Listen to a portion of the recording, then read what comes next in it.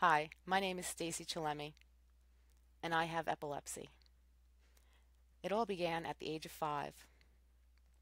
My parents heard noise from my bedroom. They heard a gurgling sound. They came in to find me in a grand mal seizure, and my lips were turning blue. Previously, I was diagnosed with an ear infection and a virus that I was being treated for on antibiotics.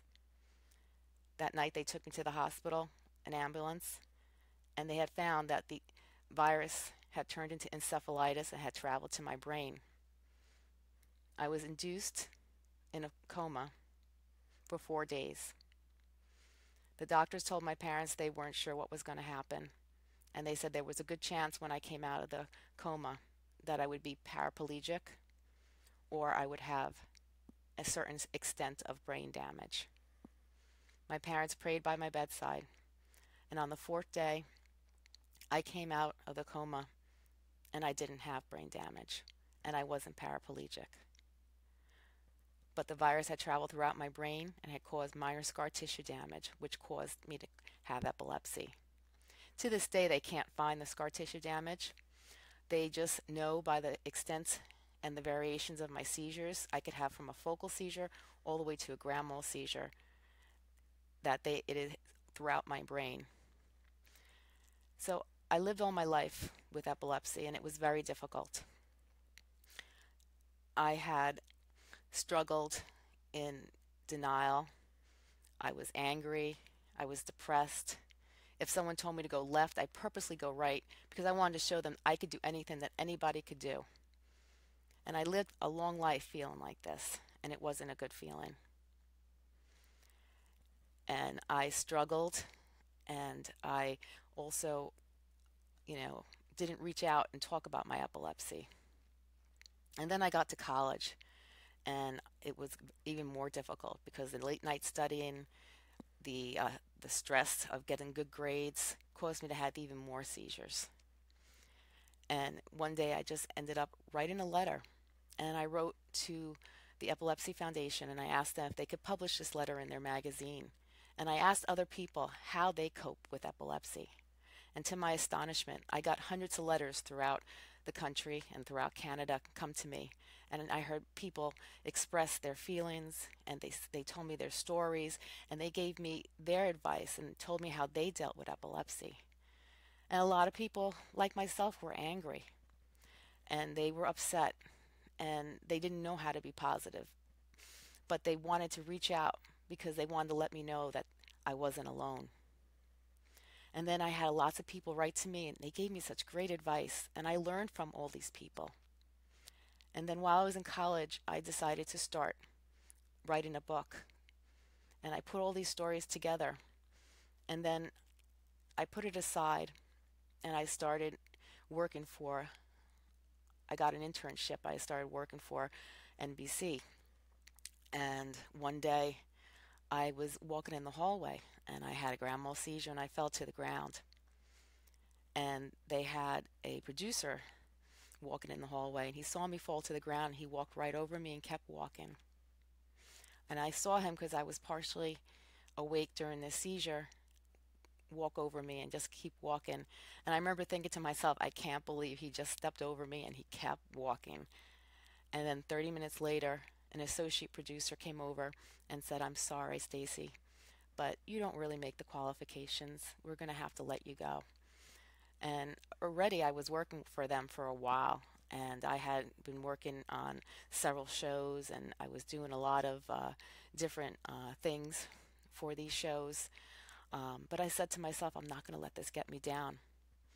And I just decided to just use this as a learning experience. It helped make me stronger.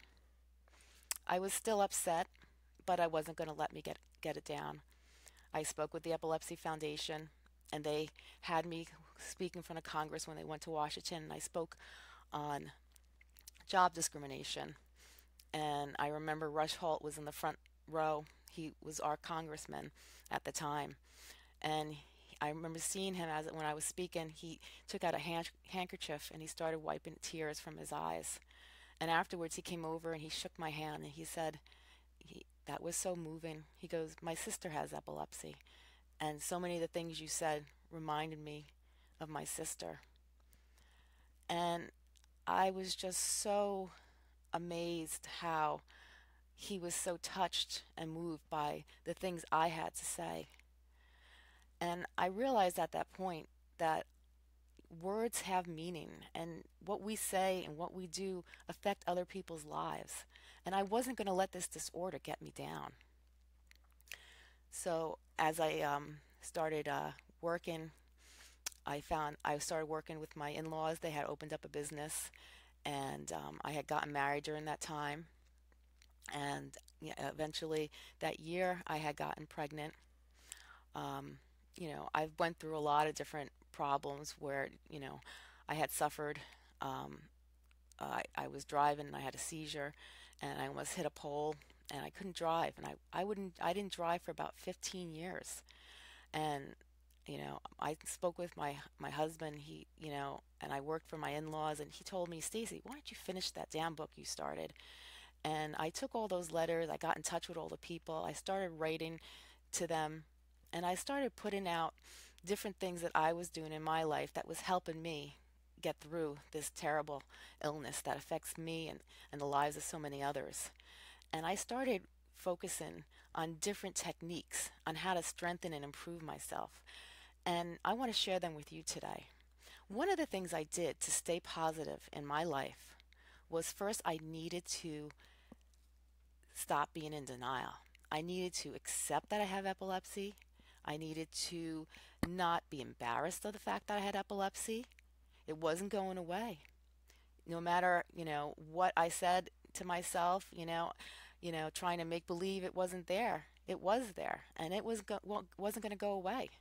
So I needed just to accept that I have epilepsy and love myself for who I am. There was a, just because I have epilepsy, it doesn't change the fact of who I am as a person. And I have a lot of good qualities, and I focused on those good qualities.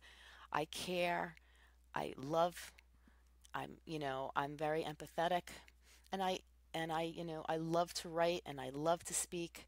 And I took all those things and I started focusing on all my positive things in life. And I started focusing on how I could help myself and help other people. And I remember, I was still feeling a little sorry for myself. And I remember one day I went into a trial group because they were still trying to find that medication to control my seizures.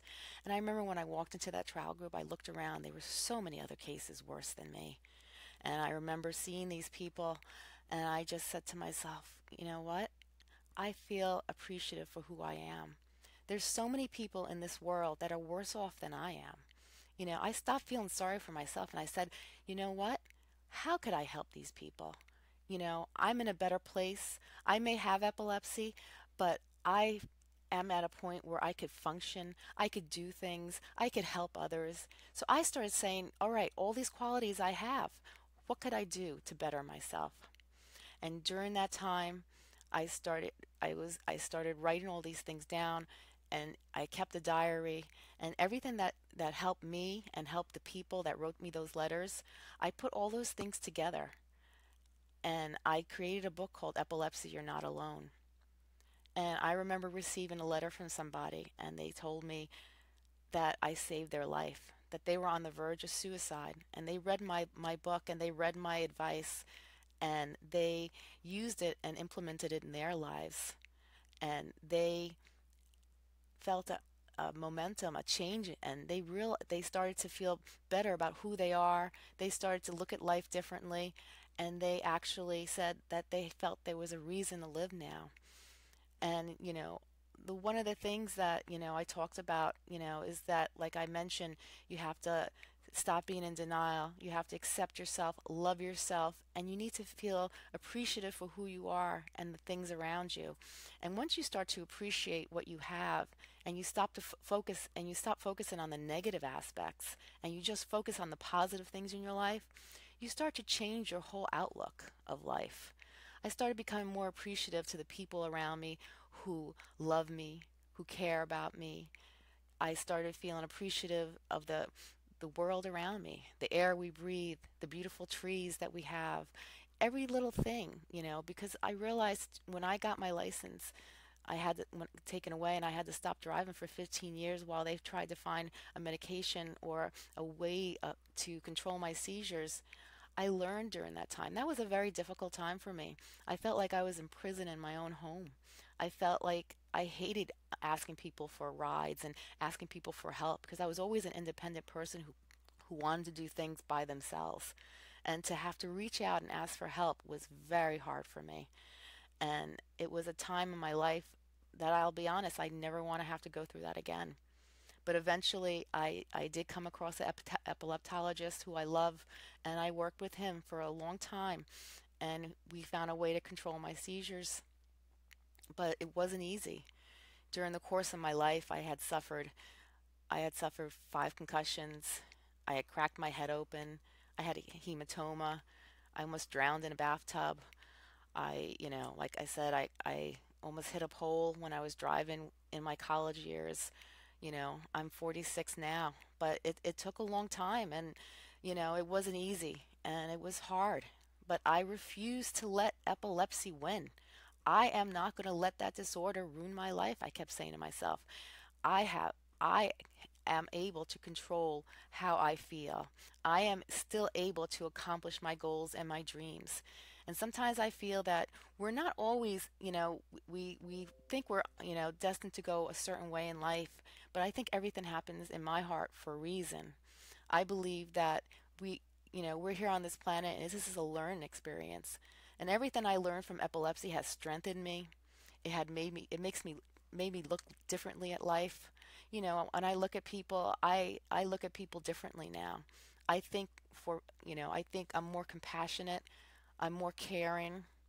I, you know, I feel that epilepsy in a sense had made me a better person because I don't think I would be the person I am today if I didn't have this disorder.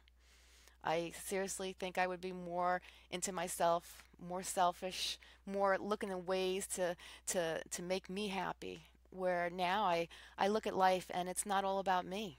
It's about everybody. Everybody in my life, has meaning. And everybody around me, the world around me, means something to me. And I believe that, epilepsy has taught me a lot of different things. And it really had, once I learned all these things, I believe I was just taken on a different path, I wouldn't be here today. When I read that letter from that woman who told me that my book had saved her life, I had felt at that moment that I knew what my calling in life was. That, you know, I felt that, advocating for epilepsy, helping others with different disorders, you know, this was my calling to help others. And that's when I created the the CompleteHerbalGuide.com website where it talks about how to heal the body naturally, mentally, physically, and spiritually. And, it's not just epilepsy, but with any disorder or any condition, we all have to learn to accept it, live with it, and learn to love ourselves and to realize that there are people in this world that have a lot worse than we do. And we can't forget that. And then, we need to stop focusing so much on, poor me and think about, okay, what in my life is so great and how can I make my life better and what can I do to help others? Because I'll tell you, most wonderful and the best feeling in the world is when I help others. And I don't think, having money just gives you comfort, but being able to help others is a true feeling of accomplishment and a true fulfilling feeling. And it in your heart, it really makes you a better person. And in life, you need to focus on the positive because that's the only way you will survive epilepsy is to focus on the positive.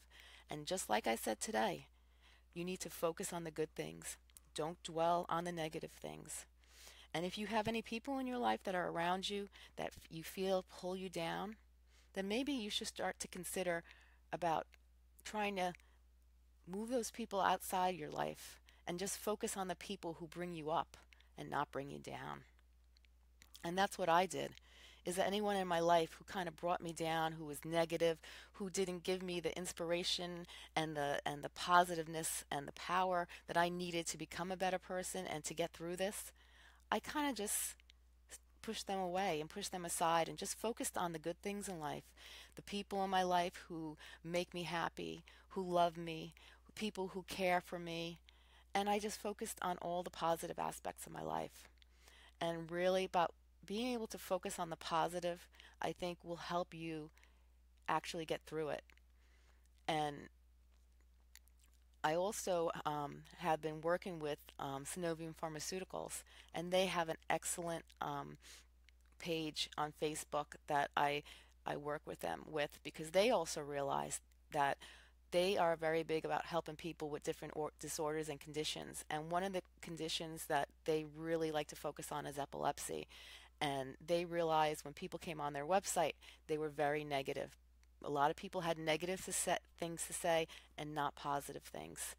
And that's why they created hashtag #MyEpilepsyHero on Facebook. And they asked me to come on and to help them because they saw how positive I was about epilepsy. And they wanted to get people like myself to help others live life in a positive way. And hashtag #MyEpilepsyHero is a great page on Facebook to go on.